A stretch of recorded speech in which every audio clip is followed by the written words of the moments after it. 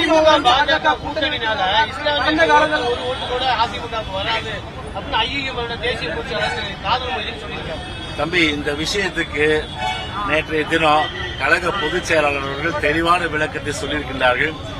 குறிப்பாக நீங்க எவ்வளவு சட்ட ஒழுங்கு பிரச்சனையிலிருந்து அதே போன்று மக்கள் தினந்தோறும் பாதிக்கப்படுகின்ற அந்த பிரச்சனைலாம் இருக்கு. நீங்க அதெல்லாம் நீங்க கேட்க மாட்டேன்றீங்க. ஏன் திமுக நேற்று மாநில சுழற்சி தீர்மானம் கொண்டு வந்தாங்க. கண் கெட்ட பிறகு சூரிய நமஸ்காரம்.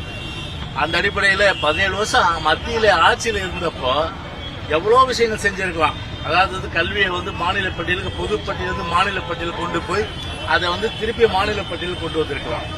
ஒரு நிதி தன்னாட்சியை மேம்படுத்துவதற்குரிய அந்த திட்டங்களை அப்போதே அரசியலமைப்பு சட்டத்தில் சேர்த்திருக்கிறான்.